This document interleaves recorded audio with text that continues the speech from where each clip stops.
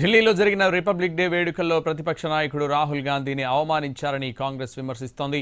కేంద్రం తీరును తప్పుబడుతోంది. గణతంత్ర వేడుకల్లో రాహుల్ గాంధీ, ఏఐసీసీ అధ్యక్షుడు మల్లికార్జున ఖర్గే పాల్గొన్నారు.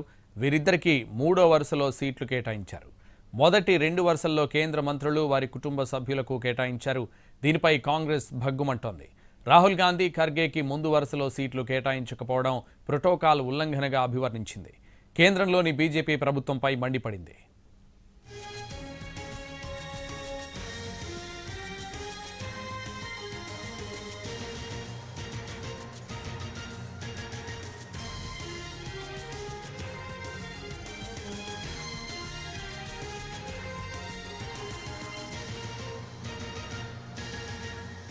2024 లోక్సభ ఎన్నికల తర్వాత ప్రతిపక్ష నాయకుడిగా ఎన్నికైన రాహుల్ గాంధీ ఆ ఏడాది స్వాతంత్ర దినోత్సవ వేడుకలకు హాజరయ్యారు.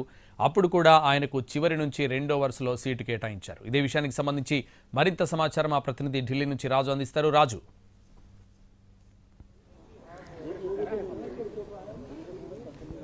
సంతోష్, ఈరోజు కర్తవ్య పథ్ పైన జరిగినటువంటి రిపబ్లిక్ డే పెరేడ్ కార్యక్రమానికి లోక్సభలో ప్రతిపక్ష నేత రాహుల్ గాంధీ కూర్చున్నటువంటి సీట్ ఇప్పుడు ప్రోటోకాల్ వివాదాన్ని సంతరించుకుంది. ఎందుకంటే రాహుల్ గాంధీ లోక్సభలో ప్రతిపక్ష నేతగా ఉన్నారు. అయినప్పటికీ కూడా ఆయనకు ముందు వరుసలో సీటు లేకుండా ఏకంగా 3వ వరుసలో సీటు వేశారు. ఆయన ముందు కేంద్ర మంత్రులు కూర్చున్నారంటూ కూడా ఇప్పటికే కాంగ్రెస్ నేతలు పెద్ద ఎత్తున విమర్శిస్తున్నారు. ప్రోటోకాల్ విషయాన్ని అసలు ప్రధానమంత్రి మోడీ నేతృత్వంలో ఉన్నటువంటి బీజేపీ సర్కార్ పట్టించుకోవడం లేదు. సో ప్రతిపక్ష నేతకు ఇవ్వాల్సినటువంటి గౌరవాన్ని ఈ ప్రభుత్వం ఇవ్వట్లేదు అంటూ విమర్శలు సంధిస్తున్నటువంటి పరిస్థితి కనిపిస్తుంది. గతంలో కూడా ఇలాగే ఎన్నోసార్లు రాహుల్ గాంధీని అవమానపరిచారు.